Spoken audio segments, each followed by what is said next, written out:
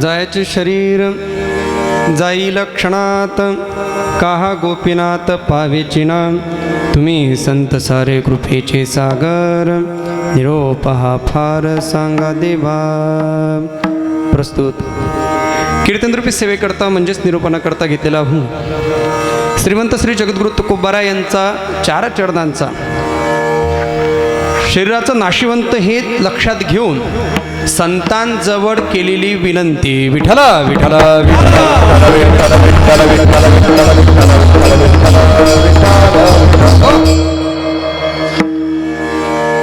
सेवेकरता म्हणजेच निरूपणाकरता एवढ्या करता म्हटलं महाराज, कारण सेवा हा शब्द जो काही आहे हा निष्कामतेचं दर्शन घडवून देतो. सेवा शब्द निष्कामतेचं दर्शन घडवून देतो.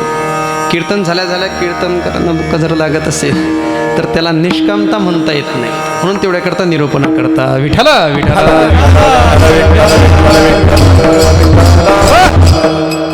या सजीवसृष्टीमध्ये आपण जीवन जगत असताना मात्र आपल्याला जगता आलं पाहिजे. जीवन जगता आलं पाहिजे. जगतात तर सगळेच जगत असतात, कुत्रे मांजरे वगैरे जनावरं सगळे जगतच असतात महाराज, पण जीवन जगत नाहीत. जीवन फक्त मानवाला जगता येतं, म्हणून मानव नव्हे जो जीवन जगतो त्याला मानव अशा प्रकारचं म्हटलं जातं. पण जीवन जगत असताना नेहमी करता आपल्याला काही कळत नाही. कळून घेण्याकरता आम्हाला संतांचे मार्ग अवलंबन करावं लागतात. का हो? कारण आम्हाला कळतच नाही त्यातलं काही. जीवन कशाला म्हणतात, मानव कशाला म्हणतात हे सुद्धा आम्हाला कळत नाही आहे. आजकाल अशा गोष्टी झालेल्या आहेत महाराज, आपल्याला खाण्यापिण्यापासून सुद्धा कळत नाही आहे. हे मान्य करावं लागेल. अलीकडच्या काळात आपल्याला भरपूर काही गोष्टी कळत नाहीत, पण त्या कळून घेण्याची स्थितीसुद्धा राहिलेली नाही. ते कळून घ्यायचे असेल तर आम्हाला संतांचेच पाय धरावे लागतील, कारण संतांशिवाय आम्हाला त्या गोष्टी कळून देणारा कोणीच नाही आहे. कारण आपल्या हिताच्या ठिकाणी जागरूकतेचा संदेश देणारे फक्त संत महात्मेच आहेत. त्यांच्या पलीकडे आपल्याला आपलं हित कशात आहे हे आपल्याला स्वतःलाही कळत नाही आणि आपल्या आईवडिलांना सुद्धा कळत नाही. का हित नाही ठावे जननी जनक, म्हणजे आपल्या आईवडिलांना सुद्धा आपलं हित कशात आहे हे कळत नाही. का मग आम्हाला जर ही कळत नसेल तर कळतच नाही का काही गोष्टी आम्हाला नाही कळत नाहीत. इथून पासून सुद्धा आपल्याला कळत नाही. कुठनं म्हणतोय यातनं सुद्धा आपल्याला कळत नसावं का? कारण ज्या अर्थी कळत असेल तर संतांना सांगण्याची वेळ आली नसती. पण संतांनी तिथं सुद्धा सांगितलेलं आहे ना, ते कसं कोणाचं किती खावं. युक्त आहार विहार, युक्त आहार विहार,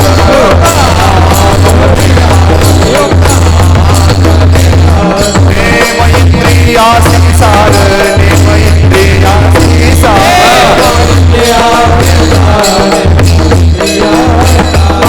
मानसावी वासर निद्रा बहुभाषणा,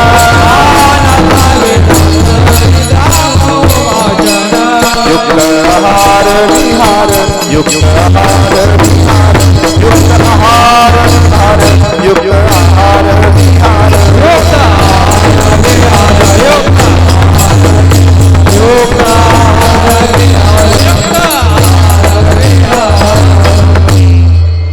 बाकीच्या गोष्टी सोडून द्यावं, फक्त आपल्याला जेवणातलंही कळत नाही याच्याकरता संतांनी सांगून ठेवलेलं भाऊ. युक्त आहार विहार, तो आहार कसा असला पाहिजे, युक्त असला पाहिजे. जर तो आहारयुक्त नसला तर तोच आपल्याला अपायकारक सुद्धा ठरतो. म्हणून तेवढ्याकरता तो आहार कसा असावा हे सुद्धा संतांनी सांगावं लागलं, त्या अर्थी आपल्याला त्यातलंही कळत नाही. विठ्ठला विठ्ठला. म्हणून तेवढ्याकरता महाराज देवाचं जर पाहायला गेलं तर देवाला एवढं आपलं घेणं देणं नसतं. देवाला एवढं फारसं घेणं नसतं महाराज आपलं. देव तर भक्ता राखे पायापासून देवजनाशी संवारी अशातल्या गोष्टी करणारे देव आहे. देवाला आपलं फारसं घेणं देणं नाही. मग घेणं देणं कोणाला आहे? घेणं देणं जर असेल महाराज तर ते फक्त संतांना आहे. का? कारण संत महात्म्या अज्ञान अंधकारात बुडत असताना पाहत नाही, म्हणून तेवढ्याकरता ते तळमळ करत असतात.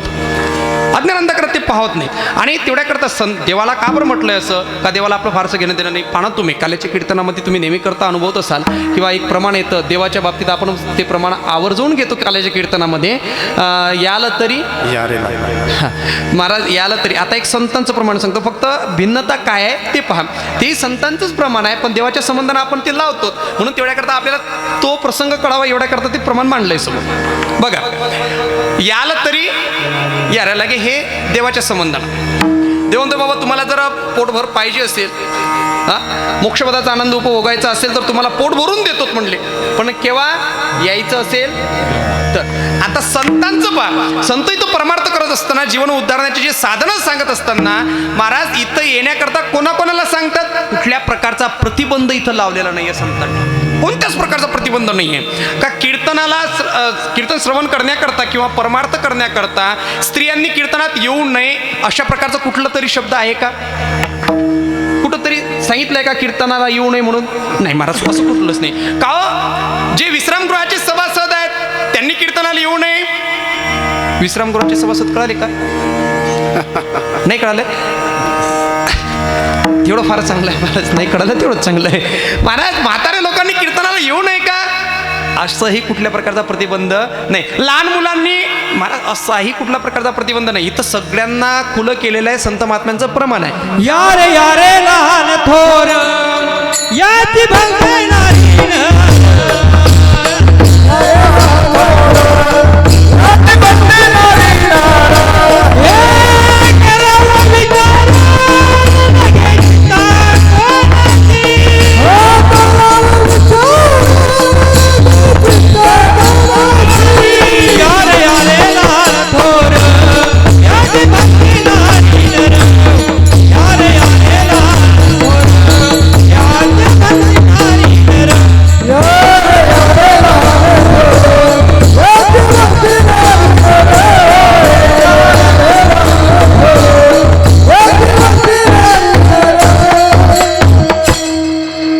यारे लहान थोर याती भलते. याती म्हणजे जात, हां बरं का, या जातीला फार प्राधान्य आलं आहे अलीकडच्या काळामध्ये महाराज. काही काही ठिकाणी कीर्तनकारांच्या याद्यासुद्धा जातीवर भरल्या जातात. आपला आपला भरा अशा प्रकारचं पाहायला मिळतं महाराज. फार हे संतांच्या पाठीमागे थोडीफार विटंबनाच म्हणावी लागेल ती, अशा प्रकारचं असतं. पण याती संतांनी सांगितलं मला, कोणत्या संतांनी जातीला प्राधान्य दिलेलं नाही आहे. याती भलत्या नारी नर सगळ्यांना इथं करावा विचार, हा पुढचा प्रश्न आहे. पण इथं सगळ्यांनी या. आणि देवाचं वाक्य काय? या आलं तरी शब्द घातलाय. तरी म्हणजे भाजीवरची तरी नाही महाराज. यायचं असेल तर या, आल्यानंतर उत्तुंगपणाचा आनंद उपभोगायला दिन, हा पुढचा प्रश्न आहे. पण यायचं असेल तर, नाहीतर मरा, घेणं देणं काय त्याला. हो, कर्तुम अन्यथा कर्तुम शक्तिमान माझा परमात्मा आहे. ज्या परमात्म्याच्या मनात आलं तर सजीव सृष्टी, हो नाथ महाराजांच्या हरिपाठामध्ये आहे ना, एक तासा माझी कोटी वेळा सृष्टी, एका तासामध्ये कोटी वेळा सृष्टी करण्याची कर्तुम अन्यथा कर्तुम शक्तिमान परमात्मा जर असेल तर त्याला काय घेणं पडलं तुमचं आमचं महाराज. पण संतांना हे घेणं देणं असतं. संतांना हे अज्ञान अंधकारात बुडत असलेले जन हे पाहवत नाही, तेवढ्याकरता संत महात्मे येत असतात. बुडत हे जन न देखावे डोळा येतो काळा बडा म्हणून, येतो काळा बडा म्हणून,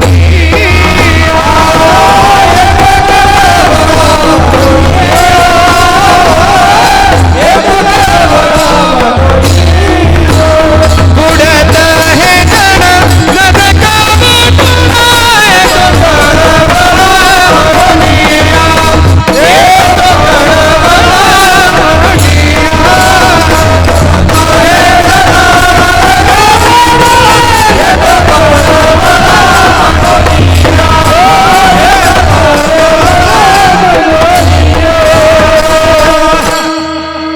हे जन न देखावे डोळा, येतो कळवळा म्हणून या येतो हिताचा कळवळा.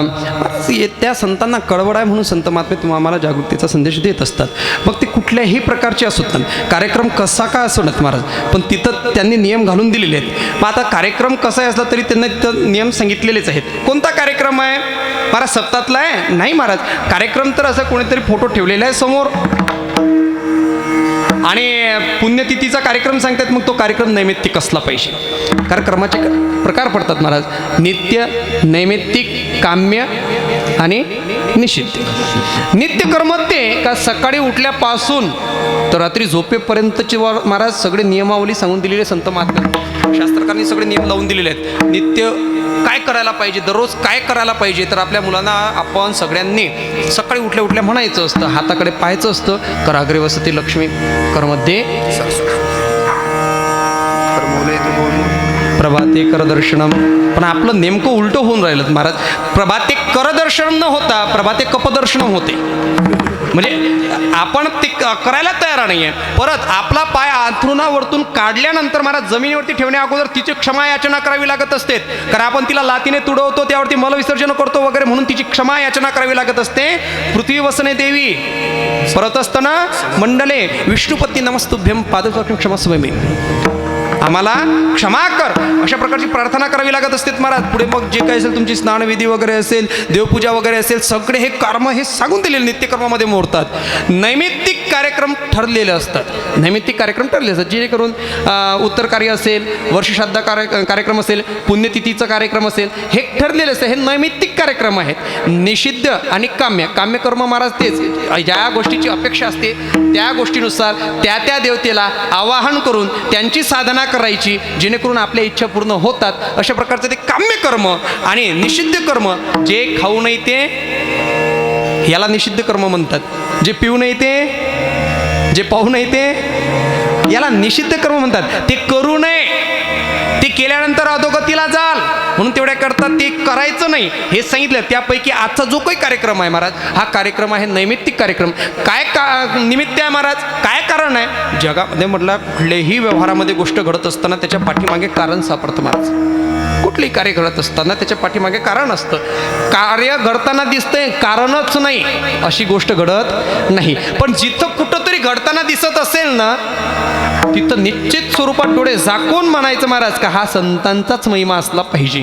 कारण संतांचा जो महिमा आहे त्या महिमा शब्दाचाच अर्थ असा आहे, कारणा वाचून कार्य घडताना जिथं दिसतं त्याला संतांचा महिमा अशा प्रकारचं म्हटलं जातं. पण व्यवहारामध्ये कुठलंही कार्य घडत असलं त्याच्या पाठीमागे कारण असतं. काय कारण आहे?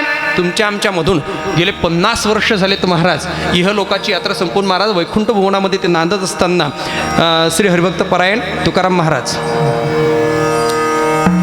यांच्या आज सुवर्ण महोत्सवी महाराज 50वे वर्ष आहे, सुवर्ण महोत्सव आहे. आणि सुवर्ण महोत्सवाची जी पुण्यतिथीचा कार्यक्रम आहे तो आज आपल्याकडे असल्यामुळे आपण त्यांची पुण्यतिथी इथं साजरी करतोय. त्यांची पुण्यतिथी साजरी करतोय. पुण्यतिथी कोणाची, वर्षश्राद्ध कोणाचं, दिवस कोणाचा, ह्या सगळ्या गोष्टी सांगून दिल्या. पुण्यतिथी त्याला म्हणतात का ज्यांनी काहीतरी त्यांच्या पूर्वकाळामध्ये पुण्य केलेलं आहे आणि पुण्य करून ज्या तिथीला देह सोडला त्या तिथीला म्हणतात पुण्यतिथी. जाम पिऊन मेला आणि त्याला म्हणायचं त्याची पुण्यतिथी, असं घडत नाही महाराज. ते पुण्यतिथीने त्यांचा दिवस घालत चला, त्यांचा दिवस घालायचा, त्यांची पुण्यतिथी नाही. पुण्यतिथी महात्म्यांची, संतांची. विठ्ठला विठ्ठला. उत्तर कार्य म्हणण्याचा आपला एक 13वीच्या दिवसाला काय म्हणतो आपण? उत्तर कार्य. उत्तर कार्य कशाला म्हणतात महाराज? ज्याचं पूर्व काही चांगलं असतं त्याचंच उत्तर कार्य करावं, ज्याचं पूर्व काही चांगलं असतं. आता मला सांगा ना, ज्यांचं आयुष्य वाईट कामं करण्यामध्ये केलेलं आहे आणि त्यांच्यावर उत्तर कार्यावरती कीर्तन केल्यानंतर आदर्श म्हणून या समाजाला काय सांगायचं? का ते असे भांडणं करत होते, ते एवढी पेत होते, ते असं करीत होते, ते तसं, अशा गोष्टी नसतात. म्हणून त्यांचीच पुण्यतिथी असते. ज्यांनी पुण्य करून त्या तिथीला देह सोडलेला असतो त्यांची पुण्यतिथी. म्हणून त्या तिथीला देह सोडलेला असेल तर ते हरिभक्त परायण म्हणजे तुकारामजी बाबा असतील, ज्यांचे आज 50 वर्ष झालेत. मला हा अव्याहत कार्यक्रम चालू आहे त्यांच्या घराण्यामध्ये. त्यांच्या घराण्यामध्ये पांडुरंग पंढरीनाथ भाऊ, तशा प्रकारचे सोपाना भाऊ जे आज या गावामध्ये पुण्यतिथी साजरी करतायत, तशाच प्रकारचे ज्ञानेश्वर भाऊ, बरोबर आहेत ना, हे पुण्यतिथी साजरी करतात. तशाच प्रकारचं त्यांचे जे चिरंजीव असतील, भरत महाराज असतील, परत आमचे लहू महाराज असतील, परत आमचे पांडुरंग महाराज असतील, हे सगळेच्या सगळे हा त्यांचा कुटुंब परिवार आणि सगळ्या गावाच्या याच्या सहकार्यानुसार महाराज हे पुण्यतिथीचा कार्यक्रम आज इथं उत्सव हा सोहळा साजरा होतो. पण हा सोहळा साजरा होत असताना हे वर्ष जे 50वे वर्ष म्हटल्यानंतर 25 वर्ष झाल्यानंतर रौप्य महोत्सव आणि 50 वर्ष पूर्ण झाल्यानंतर महाराज सुवर्ण महोत्सव असतो. आज सुवर्ण महोत्सव त्यांचा होतो आहे आणि हे पाहण्याकरता आपण इथं जिवंत आहोत कोरोनाच्या कालखंडात. म्हणजे आपण भाग्यवान आहोत. विठ्ठला विठ्ठला. सुंदर अशा प्रकारचा करायचं असतं महाराज. म्हणून तेवढ्याकरता नैमित्तिक कार्यक्रम करत असताना आदर्शभूत समाजाला ठरावेत म्हणून तेवढ्याकरता हे कार्यक्रम सुरुवात असतात. का करावं श्राद्ध, का करावं पुण्यतिथी, या सगळ्या गोष्टीमागे कारणं असतात. कारण त्यांचा जो आदर्श असतो हा समाजापुढे ठेवल्यानंतर महाराज त्यातनं कोणीतरी परमार्थाच्या वृत्तीनं जर जगत असेल तर निश्चित स्वरूपात त्याचा उद्धार झाल्याशिवाय राहत नाही. म्हणून तेवढ्याकरता ह्या पुण्यतिथी श्राद्ध वगैरे हे करत असतात महाराज. श्राद्ध करत असताना काय होतं, लोक म्हणतात महाराज श्राद्ध करत असताना नेमकं होतं काय, कशासाठी करायचं श्राद्ध. श्राद्ध एवढ्याकरता करत असतात महाराज, ज्याच्या अंतःकरणात त्या व्यक्तीविषयीची श्रद्धा निर्माण झाल्यानंतर त्याविषयीचे जे काही तुम्ही क्रिया करत असतात ती पुण्यफल अशा प्रकारची जी क्रिया केल्या जाते ते त्यांना तिथं स्वर्गाला पोहोचतं. आणि स्वर्गाला पोहोचल्यानंतर महाराज होतं काय तर करणारा जो आहे त्याच्या अंतःकरणाची शुद्धी होते. आणि जर तो आत्मा अतृप्त असेल असेल तर त्याला सद्गती प्राप्त होत असते. एवढ्याकरता श्राद्ध करीत असतात. पुण्यतिथी का, कारण पुण्य करून जर त्या तिथीला देह सोडलाय म्हणून मग त्यांच्या निमित्ताने जर आपण करत असाल तर पुण्य संपादन त्यांचं होतं. मग पुण्य संपादन त्यांचं झाल्यानंतर आपल्या निमित्ताने का होईना पण सगळेच्या सगळे जर पुण्यकर्माच्या आक्षेपात येत असतील, पुण्यकर्माच्या जर आवारणात येत असतील तर ते सुद्धा आपल्याला आशीर्वाद देत असतात. म्हणून गेलेले पूर्वज जे काही त्यांच्या निमित्ताने जे काही हे सत्कर्माचे कार्य घडत असतात ते कार्य घडल्यानंतर महाराज आपल्या कल्याण इच्छित आपल्या जर मनात इच्छा निर्माण झालेल्या असतील तर त्या पूर्ण होण्याचा आशीर्वाद ते आपल्याला तिथून देत असतात. कल्याणाची ती व्हावे तया,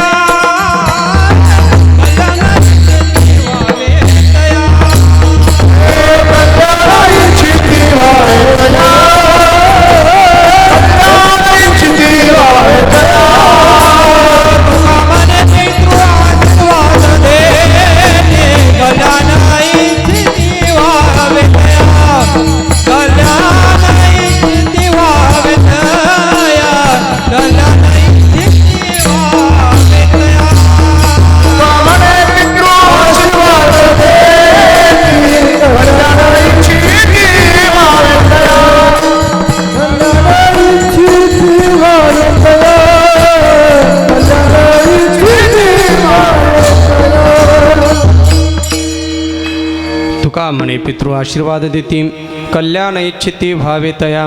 तुकोबराय म्हणतात बाबा ते पितृ आपल्याला आशीर्वाद देत असतात म्हणून तेवढ्याकरता हे कार्यक्रम करत असतात. मला बरोबर आहे तुमचं, पण आम्ही करत असताना आम्हाला काय प्राप्त होतं.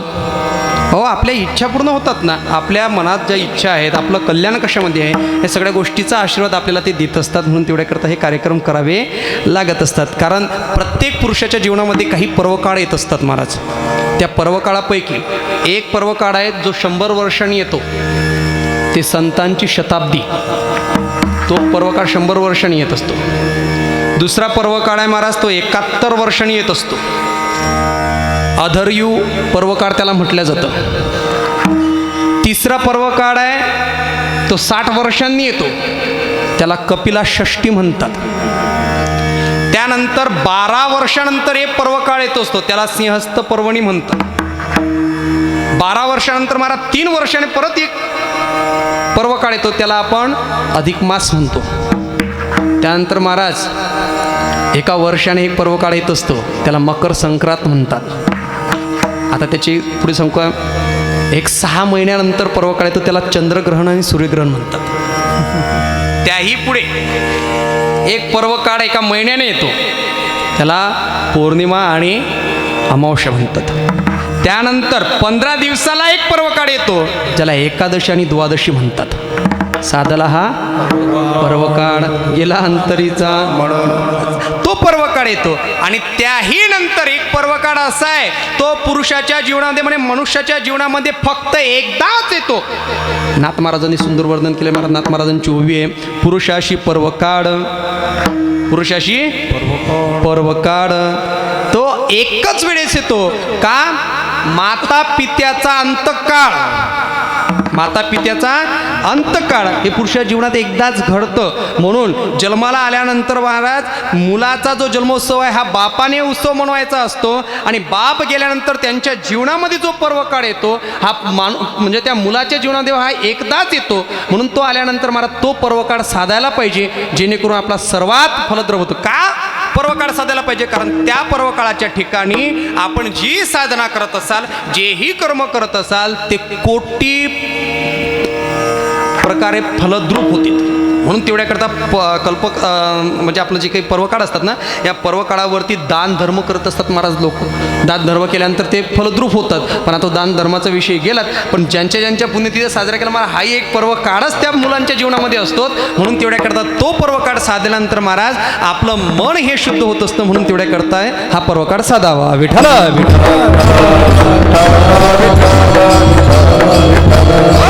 त्यामध्ये सुद्धा मनुष्य गेल्यानंतर महाराज त्याच्यानंतर जे काही असतात तर ज्ञानोबा सांगतात का सोम सूर्य ग्रहणे येऊनी करती प्रावरणे का माता पितर मरणे अंकित जे दिवस. ज्ञानोबा सांगतात जे अंकित दिवस. कोणते अंकित दिवस? 10वा 11वा 12वा 13वा पहिला महिना, श्राद्ध तिथी, पडतिथी, पितृतिथी, पुण्यतिथी, अक्षय तिथी. म्हणा ह्या एवढे पर्वकाळ सांगितलेले आहेत. यापैकी जे जे आपल्याला साधता येतील तेवढे साधायचे आणि पुण्यकर्माचे आपण वाटेकरी व्हायचं. विठ्ठल विठ्ठल. त्यापैकी आजचं जे काय आहे हे पुण्यतिथी आहे. त्या पुण्यतिथीला ती कारण आरकरी संप्रदायाचे एक थोर तपस्वी पुरुष होते, महापुरुष होते महाराज. त्यांनी ते इथं सगळा आपला हरिनाम्या ढवळीला जग अशा प्रकारचं कार्य केलेलं आहे. आणि एवढं मोठं कार्य केल्यानंतर महाराज त्यांनी सुंदर अशा प्रकारचा आपला परमार्थ केला. आणि परमार्थ केल्यानंतर इहलोकाची यात्रा संपून गेल्यानंतर आज 50 वर्ष त्यांना होत आहेत. तरीही त्यांच्या निमित्ताने आज आम्ही एकत्र येऊन परमात्म्याचं नामचिंतन जर करत असू तर निश्चित स्वरूपात महाराज ते वैकुंठामधून आपल्याला आशीर्वाद दिल्याशिवाय राहणार नाही. विठ्ठल विठ्ठल. आदर्शभूत ठरावे तसे महात्मे असतात. महात्म्यांना कळतं हे जे शरीर प्रदान झालेलं आहे ना महाराज आपल्याला, हे शरीर प्रदान जे काही हे नश्वर आहे, हे नश्वर आहे. हे केव्हा चट दिवशी पडून जाईल हे कोणालाही सांगता येणार नाही. पडून जाईल कलेवर विठ्ठल उच्चारी सार. बाबा याच्यावरती भरोसा ठेवायचा नाही. आज पाहणं तुम्ही समाजामध्ये एक साधारण मोबाईल जरी विकत घेतला ना आपण, मोबाईल म्हणा, दुसरं काही भांडं वगैरे म्हणा, काहीही म्हणा, कपडे लत्ते म्हणा, त्याची तुम्हाला गॅरंटी मिळेल. किती गॅरंटी असते महाराज? 6 महिन्याची, 1 वर्षाची, 2 वर्षाची अशी गॅरंटी मिळते. पण मला सांगा या मनुष्य शरीराची काही गॅरंटी आहे का हो? काही लिहून ठेवलं का स्टॅम्प पेपरवरती? कारण कधी कधी म्हटलं जातं महाराज तरुण पिढी या परमार्थाकडे वळत नाहीत. त्यांना म्हणावं का चला ना कीर्तनाला. मग ते म्हणतात महाराज कशासाठी यायचं कीर्तनाला हो? कीर्तनाला कशासाठी यायचं? म्हणले हे कीर्तन करणं म्हणजे म्हाताऱ्या लोकांचं काम आहे. म्हणजे हा म्हातारा होईनाने स्टॅम्प पेपर आणलेला आहे. आपण का स्टॅम्प पेपर आणलाय का? म्हातारे होच याचं काही गॅरंटी आहे का? लागला अलीकडे नंबर तर महाराज काही सांगता येत नाही. तेवढ्या करता काहीच नाही. करावी तातडी परमार्थाची. अरे त्यावेळेस तातडी करावी लागत असते परमार्थाची. ज्या स्थितीत आहात त्या स्थितीपासून महाराज आपल्याला परमार्थाची सुरुवात करायची असते. आणि तिथून परमार्थाची सुरुवात केल्यानंतर महाराज निश्चित स्वरूपात आपला उद्धार झाल्याशिवाय राहत नाही. तेवढ्या करता करावी तातडी परमार्थाची सांगितलेली आहे. मग तो म्हातारा असो का तो तरुण असू द्यात आपल्याला करावी लागेल. का? कारण आपल्या या शरीराचं काही सांगता येत नाही. केव्हा जाईल काही सांगता येत नाही. कारण हे शरीर कोणाचं आहे? काळाचं आहे. हे शरीर कोणाचं आहे? काळाचं आहे. आणि तो काळ तो नेल्याशिवाय राहत नाही. धनकुबेर काय म्हणतात महाराज? देह हे काळाचे धन कुबेराचे. हे काळाचे धन कुबेराचे. देह हे काळाचे धन कुबेराचे. हे काळाचे धन कुबेराचे. येथे मनुष्याचे काय आहे? येथे मनुष्याचे काय आहे? येथे मनुष्याचे काय आहे? येथे मनुष्याचे काय आहे?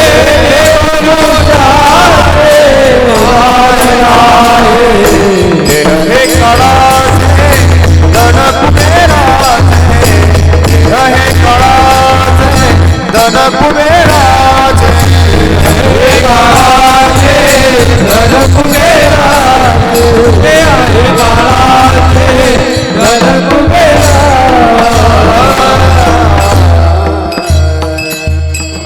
देह हे काळाचे धन कुबेराचे. हे ते मनुष्याचे काय? हा देह आहे ना हा काळाचं भातकुल आहे. आणि तो काळ घेऊन जाणार. जो जीव आहे ना तो परमात्म्याचा अंश आहे, तो अविनाशी आहे, तो देवामध्ये विलीन होऊन जाणार किंवा देवानं ज्या गतीला प्राप्त करायचं असेल त्या गतीला प्राप्त करून देणार. मग धन कोणाचं आहे? कुबेराचं आहे. मग ते धन कुबेर घेऊन जाणार. मग आता धन जर कुबेराचं आहे, महाराज तुम्ही म्हणता धन जर कुबेराचं आहे, मग आमच्याकडे तर गडेगंज आहे, मग त्याचं काय करायचं? म्हणले हे आमचे महाराज लोक उभे आहेत ना, यांना देऊन टाका. हो नाही, असं काही नसतं. जे धन तुमच्याजवळ आहे त्याचे तुम्ही मालक आहात. तुम्ही मालक आहेत ना, मग तुम्हाला ते वापरण्याकरता देवाने दिलेलं आहे. मग त्याचा सदुपयोग तशा प्रकारचं तुम्ही वापरायचं. आपल्याला आपल्याजवळ जशा प्रकारचं दिलेलं आहे त्या स्वरूपाने ते वापरायचं. पण हे कधी विसरायचं नाही का हे दिलंही कोण आहे? देवाने दिलेलं आहे. हे शरीरसुद्धा कोणी दिलं आहे? देवे दिला देह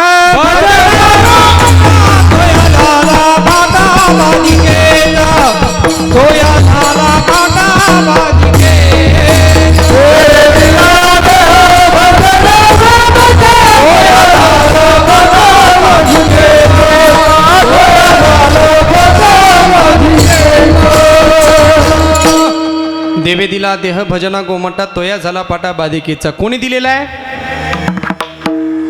हा देह दिला कोणी? देवाने दिले. मान्य आहे?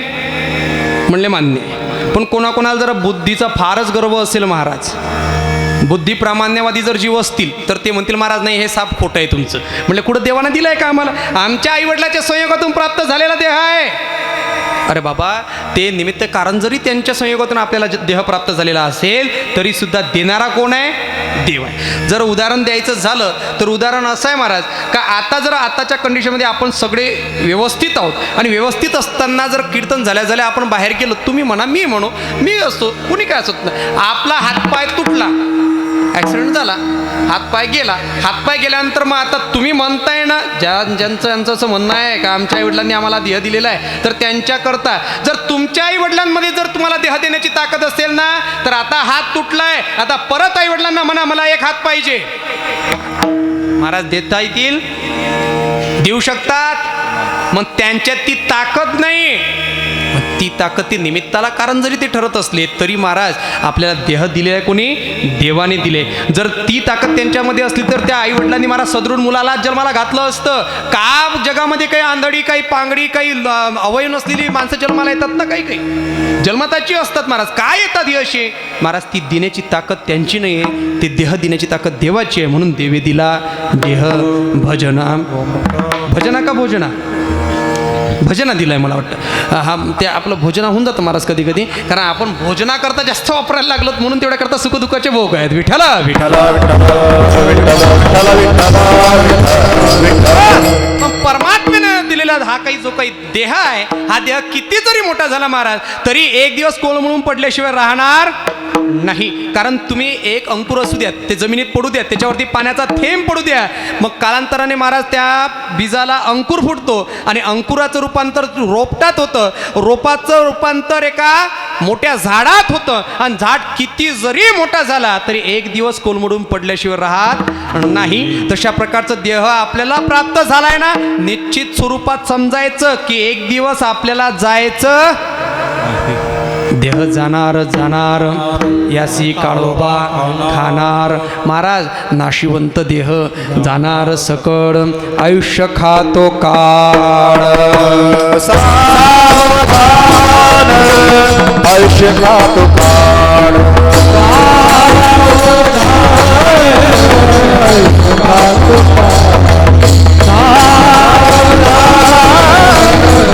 नाशिवंत देह जाणार सकळ, आयुष्य खातो काळ. सावधान आयुष्य खातो काळ.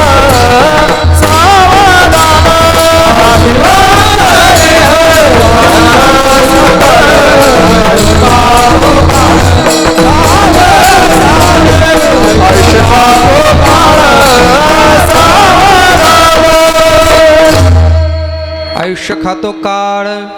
सावधान महाराज सावधान करतात सावधान, आणि सावधानतेचा इशारा महाराज जगद्गुरु तुकोबाराय आदी करून सर्व संत मंडळीने पदोपदी दिलेला आहे. पण आपण वाचायलाच तयार नाही ना, कधी आपण वाचायला तयार नाही.